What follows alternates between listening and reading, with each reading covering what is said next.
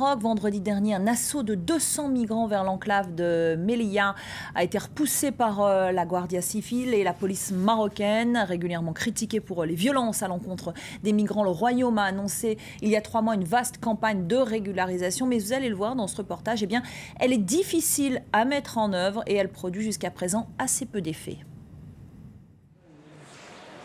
Parti de Kinshasa, Danga est au Maroc depuis 8 ans. Il fait partie des tout premiers bénéficiaires de la campagne de régularisation. Et selon lui, les choses sont depuis bien plus simples. Puisqu'avant, même tu connaissais le boulot, personne ne peut te prendre. Et non, ça change tout, ça change. En plus, on est respecté par les gens. Même lui, mon employeur, il ne perd de rien. Il est assuré, il sait que même il me laisse là, personne ne va lui déranger. Première étape vers la tranquillité, les bureaux des étrangers. À la préfecture de Rabat, on comptabilise 3000 demandes de régularisation. Chaque jour, une 60aine de dossiers sont déposés, l'occasion pour informer et orienter le candidat. Maintenant, tu habites à Salé. Ouais. Oui, alors tu dois déposer à la préfecture de Salé. Il y a une commission au niveau de chaque préfecture. C'est très proche pour toi. Pour prétendre à un titre de séjour, il faut répondre à au moins un des 5 critères établis. Pour beaucoup, difficile de produire les documents nécessaires. Et entre migrants, on s'entraide pour réunir toutes les pièces. Ce sont des preuves qu'on demande. Il faut prouver quelque chose qui montre que tu es là. Ça fait plus de 5 ans ici au Maroc. Voilà les difficultés de nos frères ici. Une fois la carte de séjour obtenue, les difficultés ne s'arrêtent pas là. Les migrants n'ont qu'1 an pour s'insérer dans la société et trouver un emploi, la condition pour un renouvellement. Pour la société civile, c'est presque impossible. Est-ce qu'aujourd'hui, les gens qui sont restés 5 ans, 6 ans, 10 ans sans travail, vont-ils trouver du travail au bout d'une année? Je dis non. Il faut que l'État puisse faire un moratoire que j'ai demandé pour que l'année prochaine, les bénéficiaires de cette carte puissent renouveler leur carte sans condition de renouvellement inscrite par la loi. Sans cela, cette opération sera vouée à l'échec. Avant d'en arriver là, les migrants ont déjà fait face à de nombreux obstacles. Au bout de ces rails, l'Algérie, c'est le difficile chemin emprunté par les clandestins. Nous sommes à Oujda, à 2 pas de la frontière entre les 2 pays, fermée depuis 1994. Ville de transit pour les migrants subsahariens, la communauté y est importante, mais peu d'entre eux souhaitent s'y installer définitivement.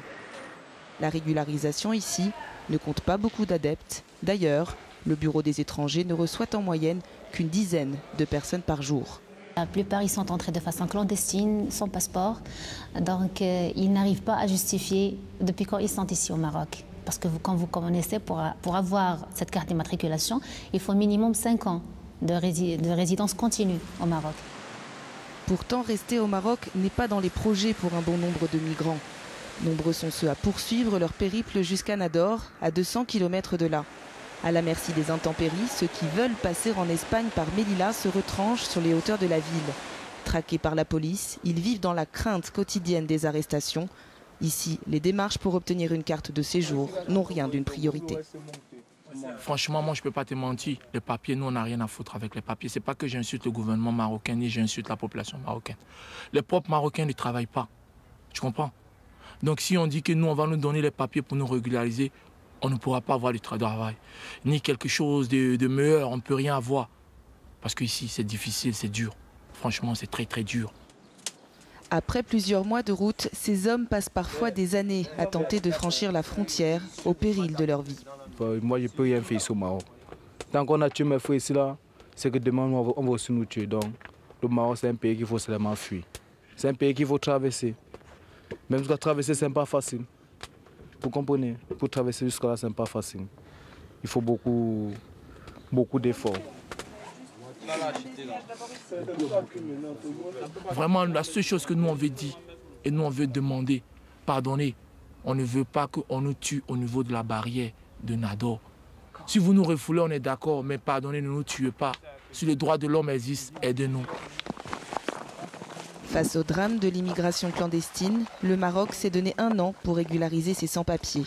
À ce jour, 13 000 demandes ont été déposées sur près de 40 000 migrants concernés par la mesure.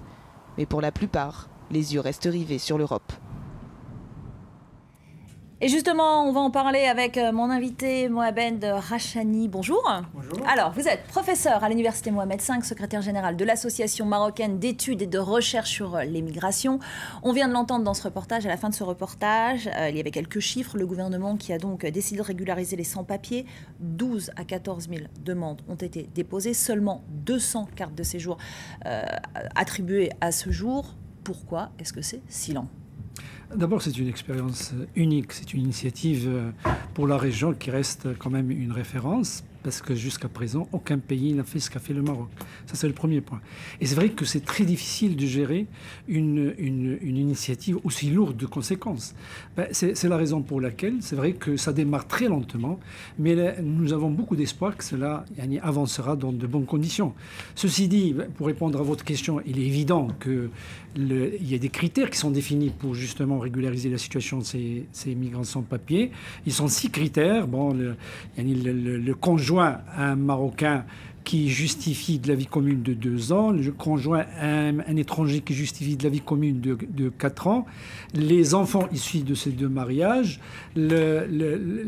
justifier du séjour au Maroc pendant 5 ans, justifier du travail effectif pendant 2 ans, et les immigrés, les étrangers qui sont dans une situation de maladie très grave. Ouais, c'est très très dur de rentrer dans ces cases-là. Avoir séjourné au Maroc pendant 5 ans ou y avoir travaillé pendant 2 ans, c'est compliqué. Il faut bien définir des critères, parce que comment faire ? Justement, il y a un dilemme. C'est pour cela que j'ai dit que c'est un défi pour le gouvernement marocain. Il y a de bonnes volontés, mais il y a des résistances. C'est vrai qu'il y a des problèmes. Par exemple, demander à un propriétaire qui emploie au noir un subsaharien de lui donner une attestation comme quoi il a travaillé chez lui pendant 2 ans effectifs, même en Europe, cela ne peut ne pas se faire. Demander à un locataire de donner une attestation à quelqu'un pour justifier qu'il a vécu chez lui pendant 5 ans, c'est aussi difficile. C'est pour ça que ça ne marche pas. Ça ne marche pas, mais il y a une prise de conscience de ces difficultés. C'est la raison pour laquelle il y a une réaction de la part du Conseil national des droits de l'homme, de la part du ministère chargé des affaires de l'immigration, du CGM, de la Confédération générale des entreprises marocaines, pour essayer un peu de pallier ces déficiences. Mais c'est vrai que c'est difficile. Vous pensez que le gouvernement peut éventuellement assouplir ces critères ? En tout cas, il y réfléchit ou pas ? Absolument, parce que là, au Maroc, je crois qu'il y a un accompagnement de la société civile qui fait que, justement, il y a quand même des initiatives qui sont prises et qui seront prises pour assouplir ces critères.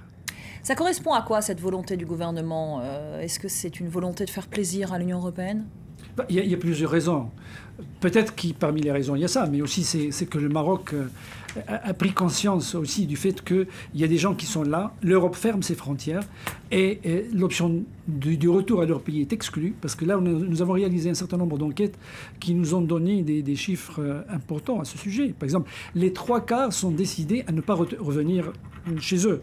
Donc ça, le deuxième point, c'est que le Maroc avance justement dans la situation d'un état de droit. Et les immigrés sont directement concernés, même au niveau constitutionnel. L'article 30 de la Constitution consacre la jouissance des droits des migrants au même titre que les citoyens et citoyennes marocaines. La confirmation de la profondeur, justement, africaine du Maroc, parce que le Maroc maintenant s'ouvre sur l'Afrique. Et là, pour des raisons géostratégiques, nous pensons que le Maroc, c'est l'une des raisons qui l'ont poussé justement à adopter cette politique. Bon, je pense que là, il y a une panoplie de raisons qui ont fait justement que le Maroc a pris conscience du fait que ces gens-là sont là et qu'ils ne peuvent pas traverser de l'autre côté du détroit. Par conséquent, il faut trouver une solution. Et en tant qu'acteur de la société civile, je me réjouis que cette initiative a été prise par le gouvernement marocain. Et c'est vrai que ces migrants ont souvent les yeux rivés sur la frontière espagnole. Ils n'ont pas forcément envie de rester au Maroc. C'est peut-être pas leur projet initial. C'est ce qui explique ces assauts contre ces 2 villes occupées de Ceuta et Melilla. Donc, ce qui fait que là, justement, ces migrants, d'ailleurs, pour eux, la destination, l'Europe, le Maroc, moi je le dis toujours, il est victime de la géographie, c'est-à-dire qu'il est sur leur passage. Ouais, il est sur le passage. Mais une fois empêchés de traverser ces 14 km, ils sont obligés de rester là. Alors la solution, ce serait quoi? Ce serait de militer pour justement essayer de trouver, d'abord d'intégrer, de régulariser ces migrants et justement, parce que la régularisation n'est qu'une première étape. Ce qui est difficile, c'est ce qui viendra après, c'est l'intégration. Et là, dans l'intégration, c'est l'emploi, c'est la santé, c'est l'éducation. Et c'est pour cela que je vous dis que c'est un dossier qui est très lourd et qui appelle une coopération de la part de l'Union européenne et des pays d'origine. Alors justement, demain et après-demain, va se tenir un sommet Union européenne-Afrique. Alors le thème de discussion, c'est Investing in People, Prosperity and Peace. Est-ce que ce n'est pas une façon élégante de leur dire de rester chez eux ou de faire en sorte que les gouvernements fassent en sorte que leur population reste chez elle? Le problème, il est là. Parce que le dilemme, il est là. Parce que l'Europe vit un paradoxe, et depuis toujours, depuis Schengen, c'est-à-dire entre l'appel économique et le rejet juridique. C'est-à-dire que là, en fait, si on regarde un peu la situation du marché du travail, la dimension démographique, l'Europe a besoin et aura besoin justement de ces migrants. Mais là, compte tenu de considérations politiques, elle ferme de plus en plus ses portes à ces migrants. Merci beaucoup, merci Mohamed Rachani pour cet éclairage. Merci d'être venu en direct sur notre antenne. Et c'est avec vous qu'on va refermer cette première demi-heure d'information. Vous restez bien sûr avec nous, l'info continue sur France 24. Le prochain journal dans quelques instants. À tout de suite. Merci.